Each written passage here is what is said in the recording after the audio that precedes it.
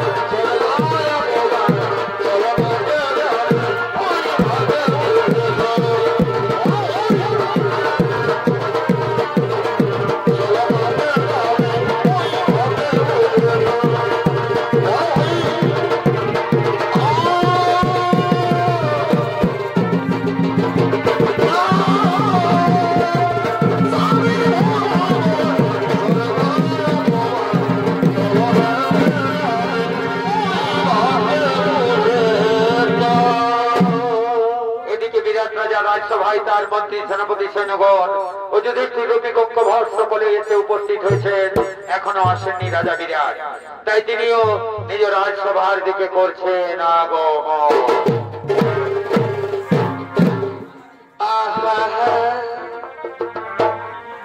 ইকে পরে পাঠাইলে অবন রে, ইকে পরে পাঠাইলে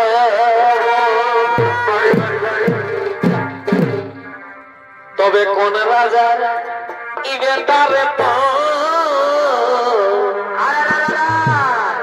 আর করিস মনে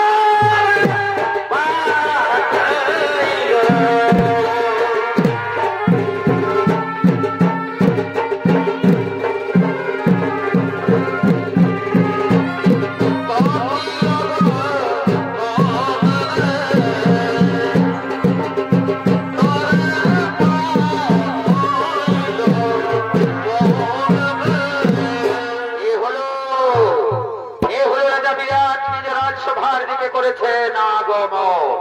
আর এই রাজা বিরাটের ভূমিকায় আপনাদের আলোক উদ্ভাসিত মহান মঞ্চে যিনি ছন্দিত পরিবেশন করে দেখাবেন, সে হল স্বর্গীয় উত্তর দুর্যোধন মাতুর ছৌ সম্প্রদায়ের পক্ষ থেকে জেলার সুনাম ধন্য জনপ্রিয় ছৌ শিল্পী নৃত্যশিল্পী বিপ্লব সিং সর্দার।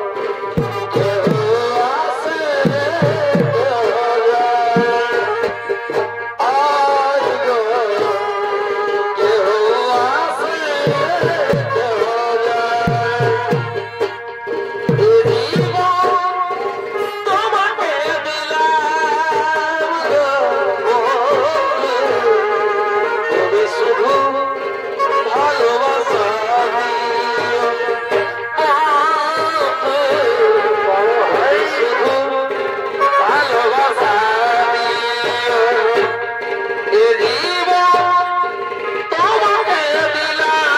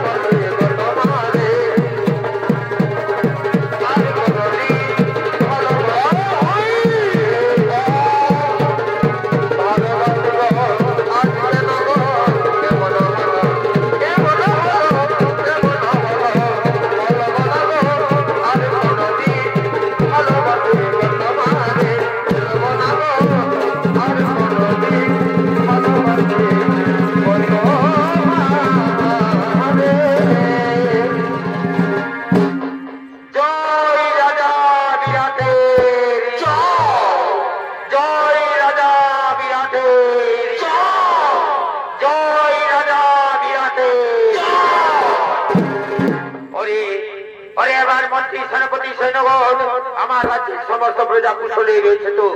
কোথাও কোনো শান্তির বার্তা নেই তো? কোথাও কোনো দুঃখের সংবাদ নেই তো? আমার রাজ্যের সমস্ত প্রজা নিজ নিজ বাসভবনে আনন্দের সঙ্গে বিরাজমান করছে তো? হ্যাঁ মহারাজ, হ্যাঁ মহারাজ, আমরা সমস্ত রাজ্য পরিভ্রমণ করে এসেছি মহারাজ।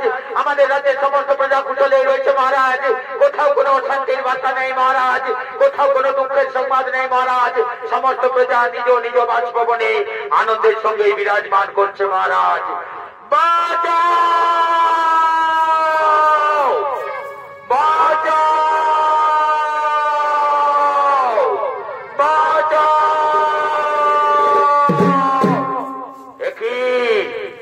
একই মন্ত্রী সেনাপতি সৈন্যগণ, তোমরা এখনই বললে আমার রাজ্যের সমস্ত প্রজা কুশলে রয়েছে, তবে কোথা থেকে ভেসে এলো ওই নারী কণ্ঠস্বর? বাঁচাও বাঁচাও রূপে চিৎকার করে করে যাচ্ছে। কে সেই নারী? কিবা বিপদে পড়েছে সেই নারী?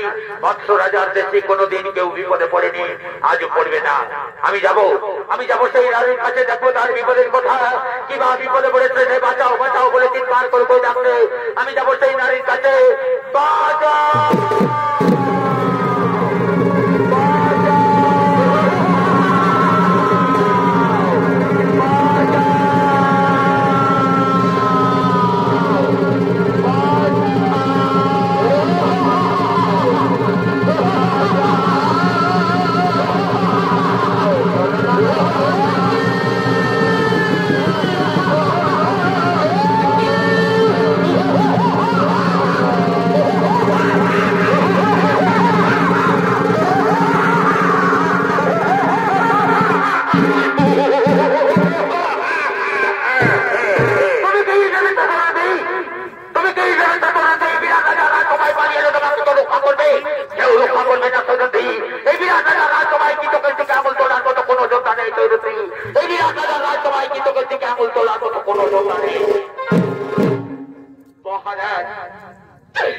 আপনি তো নিজ চোখে দেখলেন মহারাজ, কিছু কিভাবে আমাকে অপমানিত কলঙ্কিত করার চেষ্টা করেছে মহারাজ।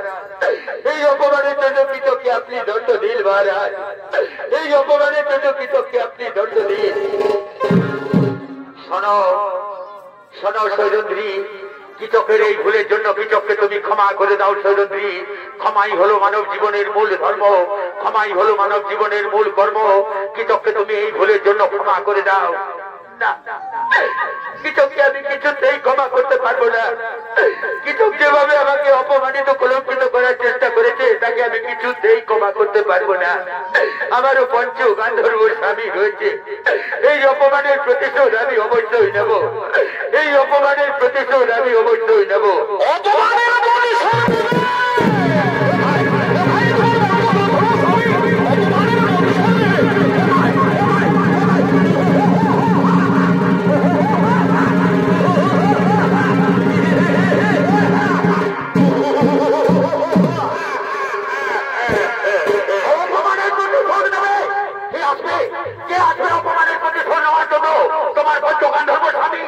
কেউ আসবে না সৈরন্দ্রী, আমি তো প্রথমেই বলেছি বিরাট রাজার সেনাপতি কিতকের দিকে আঙুল তোলার মতো কোনো যোদ্ধা নেই সৈরন্দ্রী। বিরাট রাজার সেনাপতি কিতকের দিকে আঙুল তোলার মতো কোনো যোদ্ধা নেই। শোনো শোনো সৈরন্দ্রী, তোমার রূপ ও যৌবনে আমি যখন মোহিত হয়েছি সৈরন্দ্রী, তখন এক না একদিন নিশ্চয়ই আমি তোমাকে আপন করে পাবো সৈরন্দ্রী, এক না একদিন নিশ্চয়ই আমি তোমাকে আপন করে পাবো।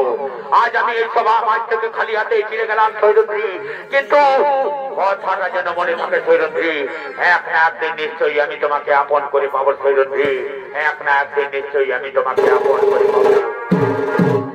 মহারাজ, এখনো কি আপনি চুপ করে থাকবেন মহারাজ?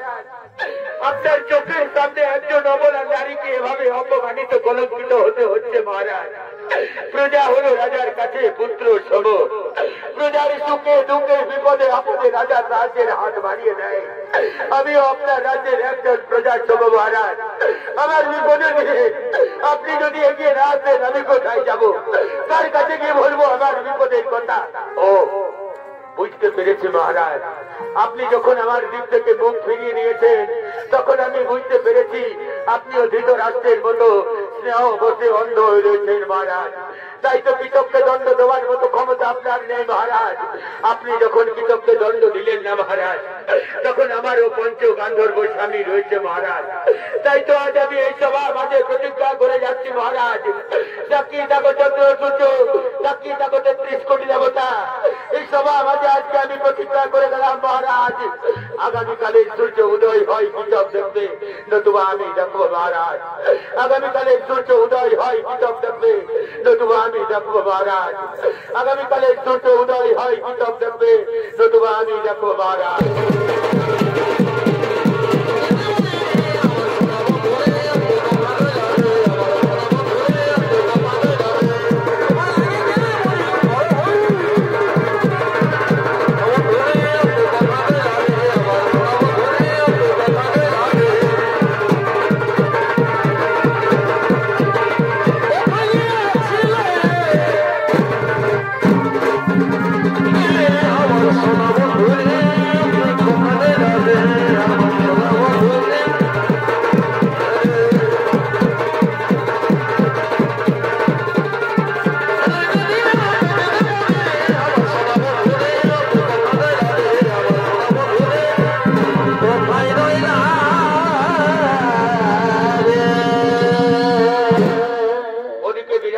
রাজসভা থেকে রাজা বিরাট ও তার মন্ত্রী সেনাপতি সৈন্যগণ তারা সকলেই নিজ নিজ আলোয় ফিরে গেলেন। আর ওদিকে বিরাট রাজার রাজ্যে পঞ্চ পাণ্ডব তারা বিভিন্ন নামে বিভিন্ন পেশায় বিভিন্ন কাজে তারা নিযুক্ত ছিলেন। সৈন্যদের উপর এরূপ অত্যাচার হওয়ার জন্য তারা পঞ্চ পাণ্ডব আজকে রন্ধনশালায় মিলিত হচ্ছে।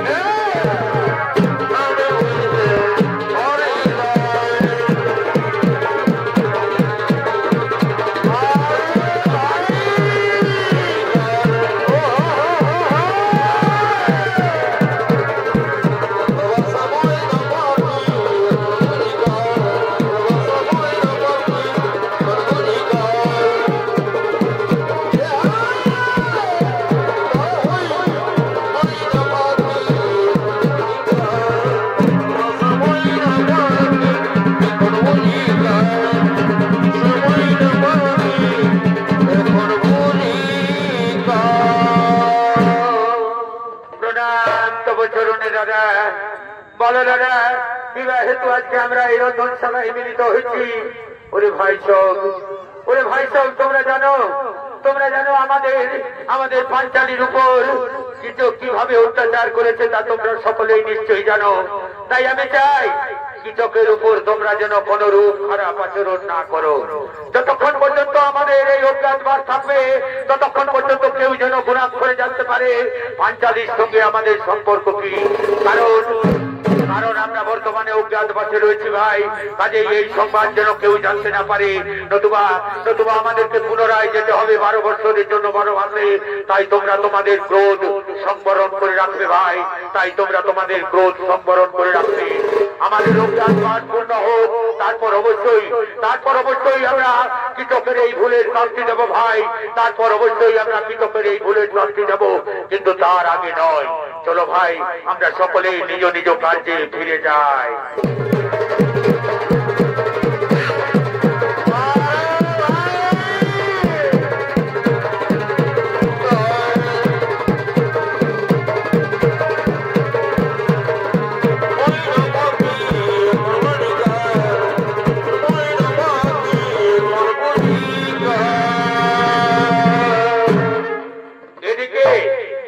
এদিকে পঞ্চপাণ্ডব সকলেই নিজ নিজ কার্যে ফিরে গেলেন, আর এদিকে ভীমসেন রন্ধনশালায় রয়ে গেলেন। আর ওদিক থেকে সৈরন্ধ্রী আসছেন রন্ধনশালার দিকে।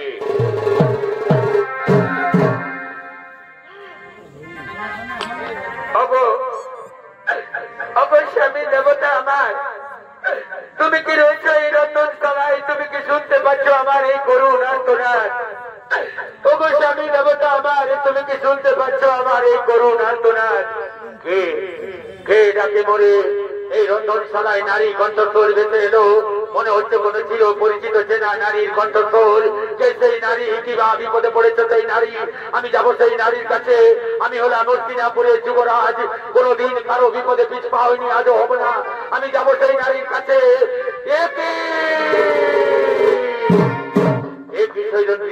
হঠাৎ করে তুমি এই রন্ধনশালায় কেন এসেছো সৈরন্ধ্রী? ফিরে যাও সৈরন্ধ্রী। যদি তোমাকে কেউ দেখতে পাই তাহলে আমাদের অজ্ঞাতবাস হয়তো আর পূর্ণ হবে না সৈরন্ধ্রী। আমাদেরকে পুনরায় যেতে হবে 12 বছরের জন্য বনবাসে। দুর্যোধনের অভিসন্ধি পূর্ণ হবে সৈরন্ধ্রী। না গো স্বামী দেবতা আমার, আমি যে ফিরে যেতে আসিনি, আমি যে এসেছি আমার অপমানের কথা জানাতে। তুমি কি জানো না কৃষক কিভাবে আমাকে অপমানিত কলঙ্কিত করার চেষ্টা করেছে? আমি সব জানি সৈরন্ধ্রী। কালকেই আমি সভা মাঝে কৃষকের মুন্ড উপরে ফিরে ফেলে দিতাম।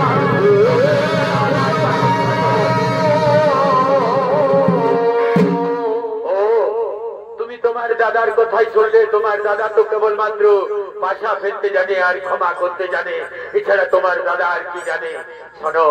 শোনো সৈরন্ধ্রী, দাদার কথা মতো আমাদেরকে থাকতে হয়, দাদার কথা মতো আমাদেরকে চলতে হয়। আমি তোমার কথা দিচ্ছি সৈরন্ধ্রী, আমাদের অজ্ঞাতবাস পূর্ণ হোক, তারপর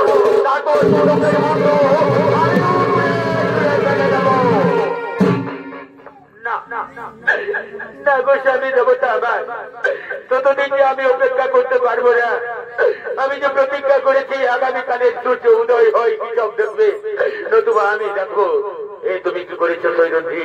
তোমার এই প্রতিজ্ঞা যে আমি কিছুতেই পূর্ণ করতে পারবো না সৈরন্ধ্রী, তোমার এই প্রতিজ্ঞা যে আমি কিছুতেই পূর্ণ করতে পারবো না। কোন প্রতিজ্ঞা তুমি আমার পূর্ণ করেছো? হস্তিনাপুরে যেদিন দুঃশাসন আমার বস্ত্র হরণ করেছিল, সেদিনও তো আমি প্রতিজ্ঞা করেছিলাম দুঃশাসনের রক্ত দিয়ে আমি আমার এই কেস দৌত করবো। তাই তো আজও আমার এই কেস খোলা রয়েছে, এখনো এই কেস বন্ধন করিনি। আর এই প্রতিজ্ঞাও যদি তুমি পূর্ণ না করো তাহলে আমি আর কোন লজ্জায় বেঁচে থাকবো? আমি হয়তো আত্মহত্যা।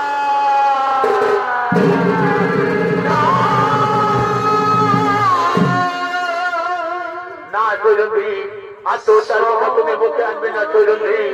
আত্মহত্যা মহাপাপ, আত্মহত্যা কাপুরুষের কর্ম সৈরন্ধ্রী। আমরা পঞ্চ ভাই থাকতে তুমি আত্মহত্যার কথা মুখে আনবে না সৈরন্ধ্রী। দয়াল ঠাকুর, এই অবাগের ভাঙা কপালে কি তুমি দুঃখ ছাড়া সুখ কোনদিন দেখলে না ঠাকুর? এই অবাগের ভাঙা কপালে কি তুমি দুঃখ ছাড়া সুখ কোনদিন দেখলে না?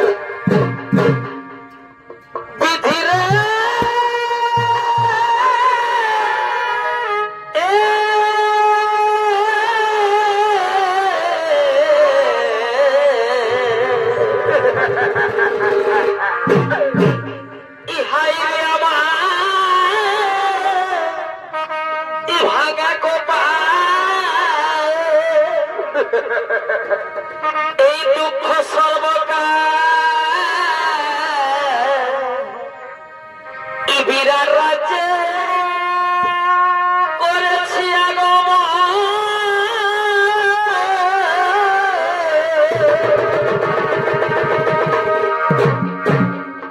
পঞ্চ অসমে থাকিতে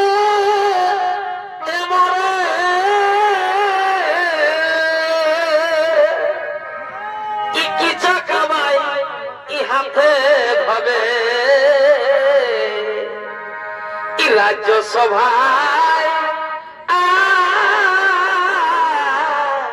কি করিল অপমান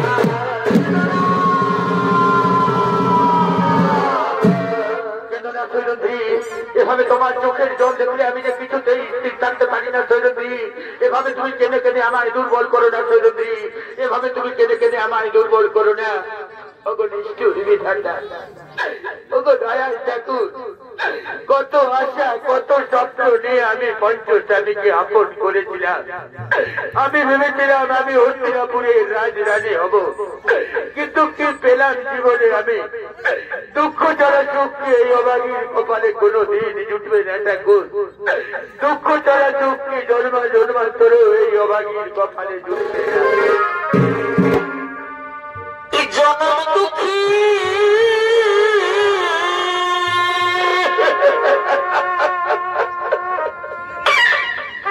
কপালে পড়া দয়া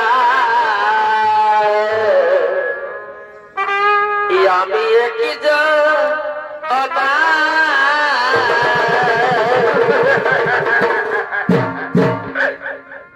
জনম দুঃখী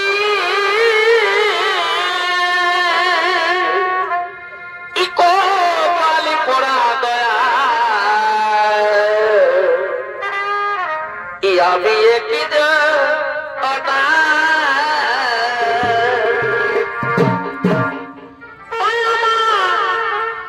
দুঃখে দুঃখে জনম গেল তুমি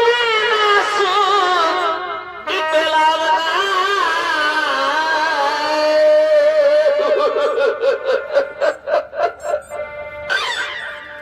জনম দুঃখী কপালে পড়া দয়া আমি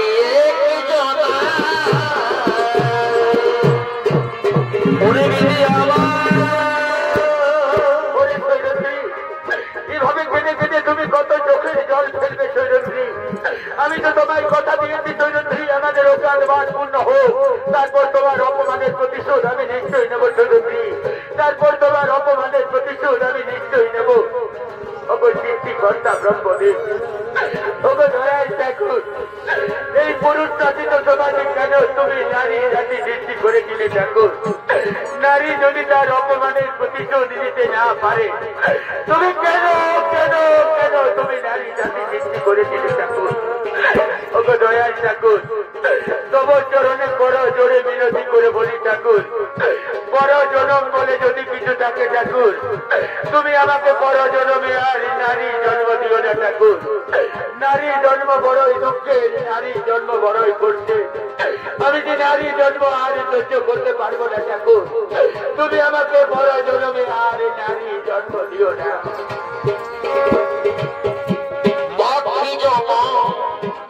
দয়া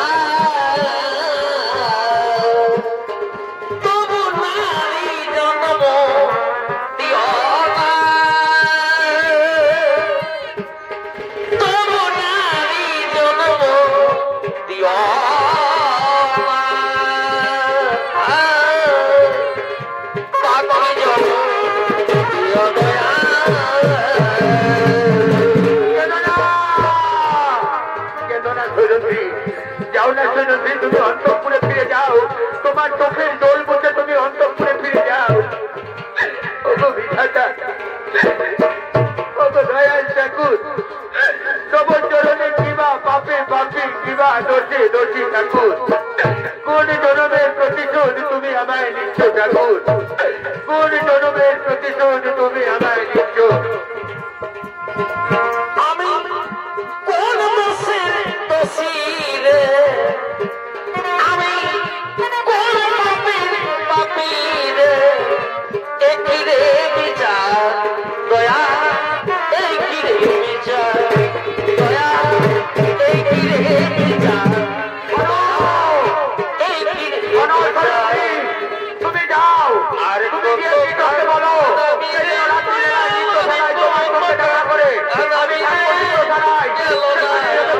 শেষ রাত্রি তাতে একবার কেন যদি বারবার আমাকে যেতে হয় তবু আমি প্রস্তুত আছি। যাও সৈরন্ধ্রী, তুমি কে কি করতে বলো সেই জন্য রাত্রি বেলায় কিন্তু আমার জন্য আলোকে দেখা করে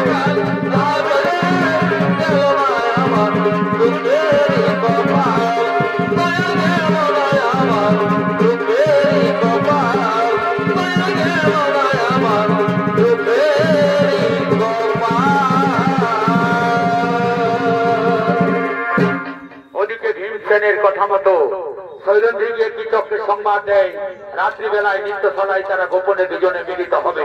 পঞ্চগান্ধর্ব স্বামীর ভয়ে তারা দুজনে মিলিত হতে পারছে না। আর ওদিকে পূর্ব পরিকল্পিত অনুসারে পূর্বে থেকেই নিত্যশালায় ঢুকেছিলেন ভীমসেন। আর ওদিক থেকে উন্মত্ত অবস্থায় ছুটে আসছেন কৃষক নিত্যশালার দিকে সৈরন্ধ্রীকে পাওয়ার আশায়।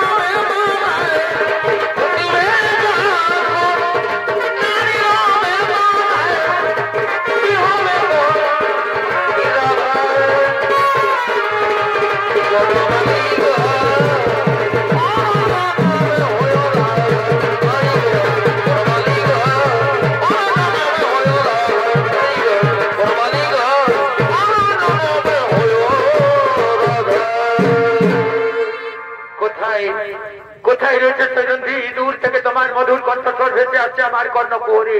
আমি যে আরো উন্মত্ত আরো পাগল হয়ে যাচ্ছি সৈরন্ধ্রী।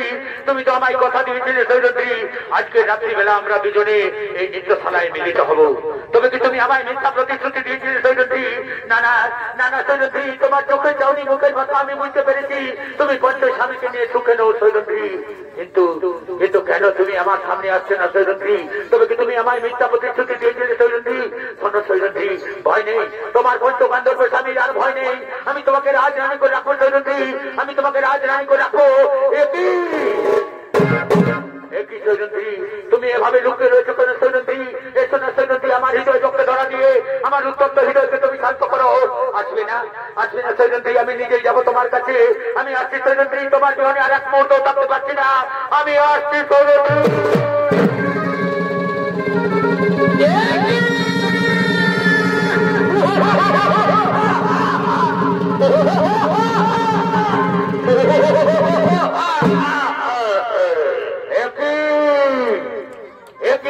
হঠাৎ করে তুমি রন্ধনশালা ছেড়ে এই নৃত্যশালায় কেন এসেছো বললো?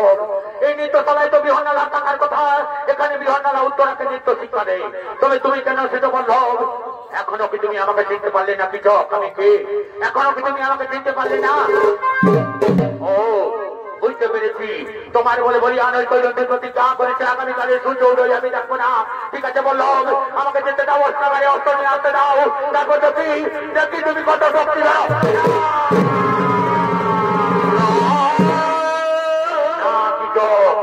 আজকের রাত্রিতে আমি তোমাকে কিছুতেই বাইরে যেতে দেবো না। আজকের রাত্রিতে নৃত্যশালাতেই তোমার শেষ রাত্রি হবে কৃষক। আজকের রাত্রিতে নৃত্যশালাতেই তোমার শেষ রাত্রি হবে। আমি যে তোমার, তুমি যে আমার, আমি যে তোমার, তুমি যে আমার, আমি যে তোমার।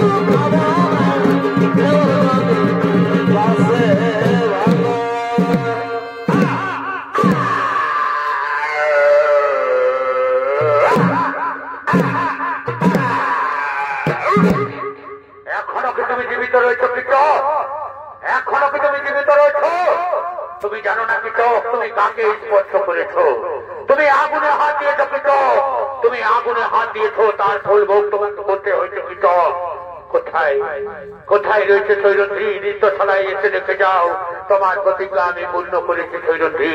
আগামীকালে সূর্য উদয় কৃতক আর দেখবে না সৈরন্ধ্রী। আসবে না, আসবে না সৈরন্ধ্রী। তুমি অভিমান করে আমার কাছ থেকে চলে গেছো। শোনো সৈরন্ধ্রী, আমাদের যেদিন অজ্ঞাতবাস পূর্ণ হবে, যেদিন আমরা ফিরে যাবো হস্তিনাপুরে, সেদিন 200 আসনের রক্ত দিয়ে আমি তোমার কেস দৌত করবো সৈরন্ধ্রী। 200 আসনের রক্ত দিয়ে আমি তোমার কেস দৌত করবো। আমি আসছি সৈরন্ধ্রী।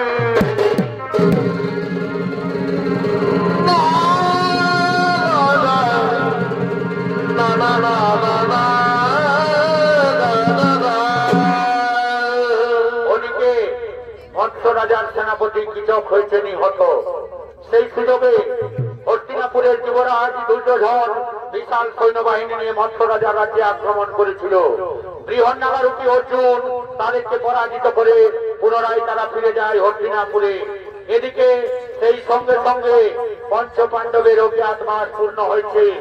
আজকে পঞ্চ পাণ্ডবের অর্জুনের পুত্র অভিমন্যু এবং বিরাট রাজার কন্যা উত্তরার শুভ বিবাহ।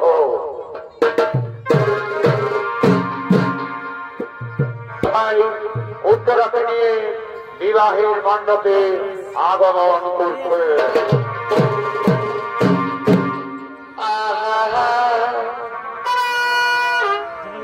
इसमें वैसे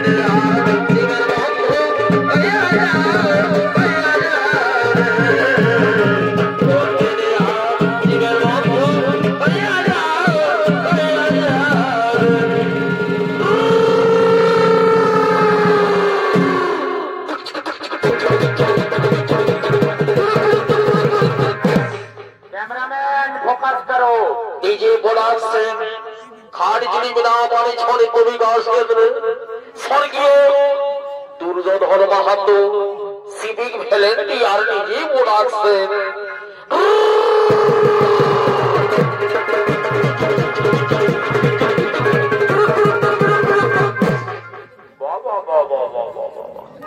জামাইকে কাঁধে নিয়ে দারুণ ডিজেটা দিয়ে দিলি রে। আস্তে আস্তে নিয়ে যাবি, খেলাইস না, বুঝলে তো? আস্তে আস্তে। কোন দিকে দেখছিস রে? এইদিকে আস্তে আস্তে না, ভাবিস না এইদিকে আস্তে আস্তে না ভাব। ব্রেকটা ধরলো নাই বাপ। আর জামাই এত ভারী লাগছে না, আস্তে আস্তে কেমন লাগতেছিল জানবে আমার কাঁধটা ধসে যাবে। মাইরি বাপের কিনারে বাবা। এইদিকে শোন, বল এইদিকে শোন, এইদিকে দেখাই, এইদিকে ভেলে দেখ। কাকা জেঠা মশা ফুফা সব রেডি আছে।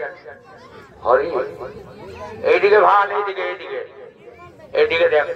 মা মাসি কাকি জেঠি পিসি সব রেডি। হরি ঠিকই বলেছিস। এইদিকে আয়, এইদিকে আয়। দেখ ছোট কালিন্দি আর বড় কালিন্দি দুলোকে রেডি। হরি আর এইদিকে এইদিকে হামলা তোলা দিকে চলে আয়।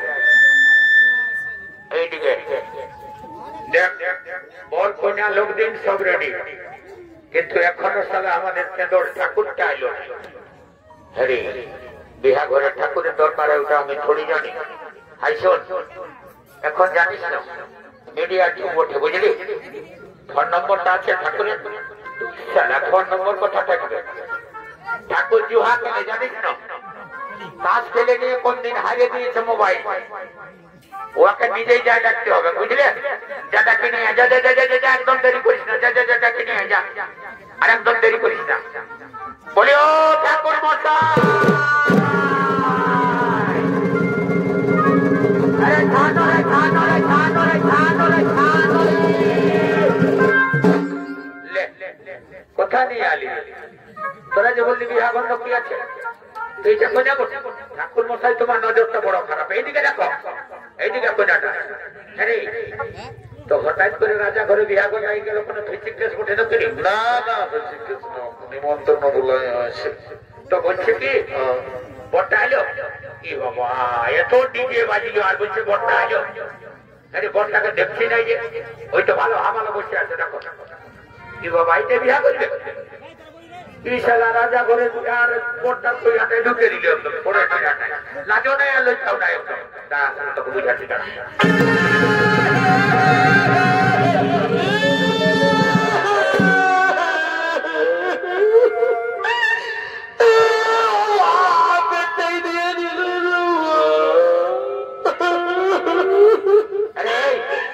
দাঁড়া আর মারিস না, উঠা উঠা উঠা উঠা উঠা উঠা উঠা।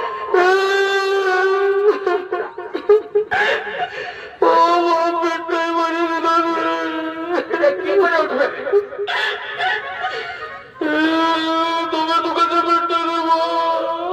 উঠছো না ভাই, আমার উঠো,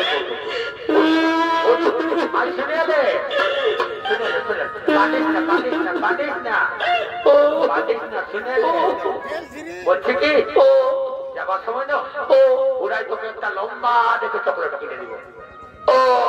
চকলেটটা খালেই মনে হয় বোঝাতে আমার পেট দুঃখটা চলে যাবে নাকি? শুনে রে, এইদিকে ভালো, এইদিকে। দেখো মেলা টাইমে তুমি আইসক্রিম আসেছে, জানিস না? একটা চকোবার কিনে দিব, হয় চুষে চুষে ঘর যাবে, বুঝলি না? আমি কোনো ছোট ছিলাম বটি নাকি সে চকোবার আইসক্রিম খাবো? তো কি করবি রে? বিহা করবো। কি বিহা করবো বলছিস? শুনতেই পাচ্ছি না বাপ। আরে শোন শোন শোন, বলছে কি বিহা করলে কন্যার দরকার, হয়তো কন্যাটা দেখেছিস না? কি বাবা, আচ্ছা বলছিস তুই ছুটুর লেকের সঙ্গে পড়ছি, জানিস না? আসলে আজ দেখিনি, আছে দেখছি কন্যাটার সঙ্গে লোক দিন এসেছি, জানিস না? আর ও আমাকে ঘুরে ঘুরে ভাইছে, আর আমিও ওকে ঘুরে ঘুরে ভাইছি। ও আমাকে ঘুরে ঘুরে ভাইছে, আর আমিও ওকে ঘুরে ঘুরে ভাইছি। ভাইছি তো ভালো ভালো।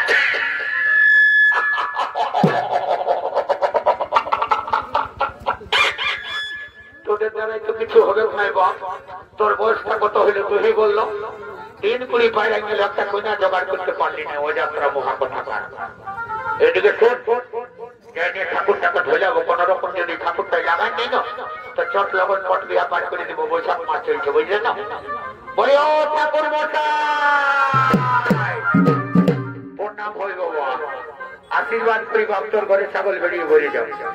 বা ছাগল ঠাকুর ভালো আশীর্বাদ দিলে তো ছাগল বেরিয়ে গেলে চড়াবে, ঘরে তো লোকজনই নাই, আমি তো নাচে খুঁজে ঘুরে ঘুরছি। বলছি যে ঠাকুর মশাই এইদিকে আসতে বাবা,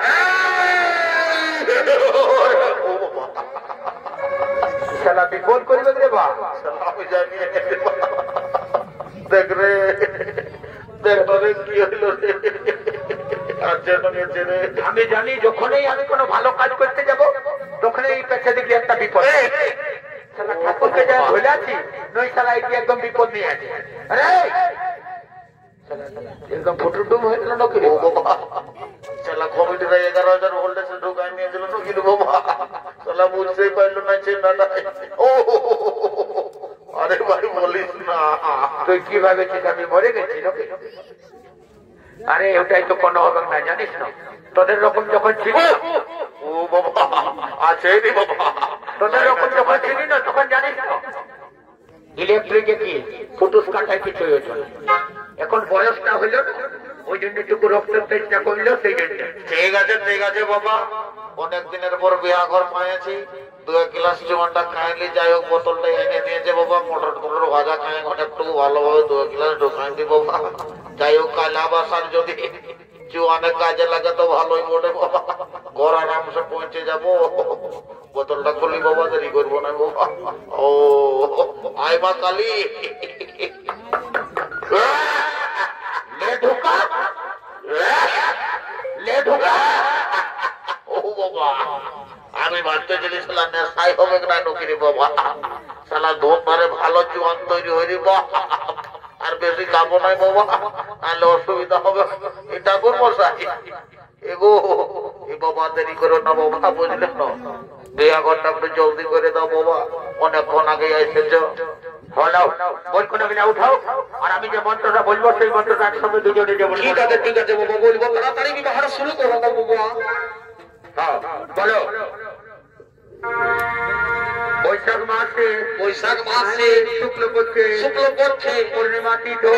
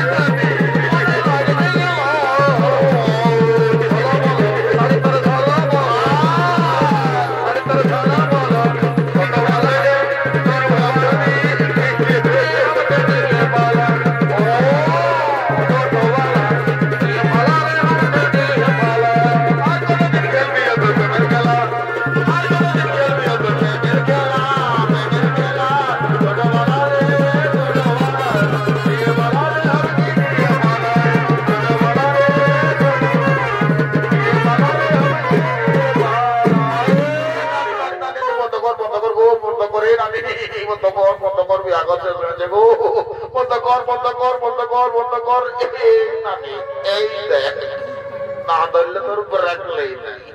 এই জন্যই বলি বয়স হয়েছে বেশি টের দিস না বাবা, বিয়া ঘর অনেক আগে শেষ হয়ে যাচ্ছে, ঘর বাটে চল।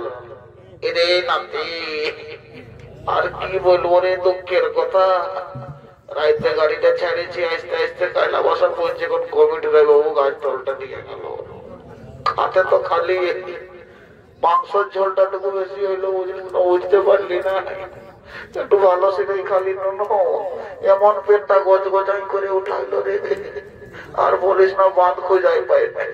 যাই হোক একটা কমিটি দাদাকে শুধু যদি ওইদিকে গেলি, যাতে যাতে বাঁধ খোঁজার গোয়াইলে একদম ঢুকে গেলি, ঢুকতে ঢুকতে একদম ও তো কি বলবো রে ননু, বাঁধ পৌঁছায় যেটা আর এমন হইল না, সারা রাত একদম ঘসর ঘসর ঘসর ঘসর ঘসর খোঁজাতেই আছে। ও চিন্তা করিস না, চিন্তা করিস না, লালপুরে স্বাস্থ্য কেন্দ্রে লেগে তোকে ঢোকাই দেবো।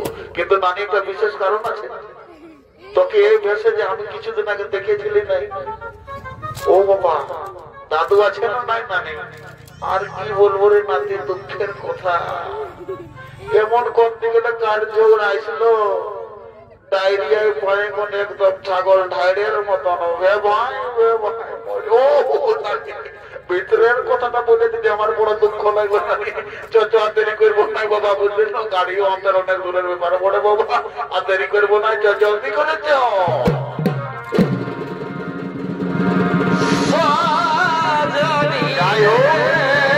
যাই হোক বাবা,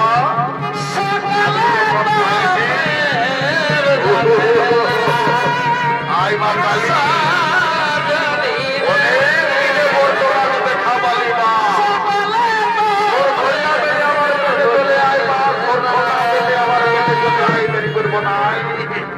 কালী, অনেক দিনে পরে তোর দেখা পালি মা, সর খোল্লা পেটে আমার পেটে চলে আয় মায়ের, দেরি করবো না, এটা শেষ করে দেব।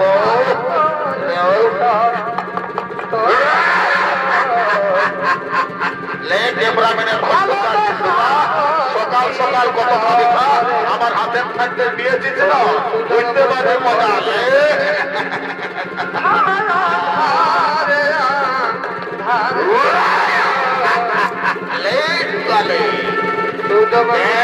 কেমন লাগে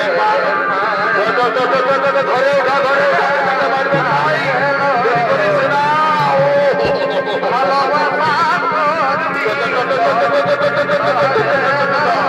আর দেরি করিস না।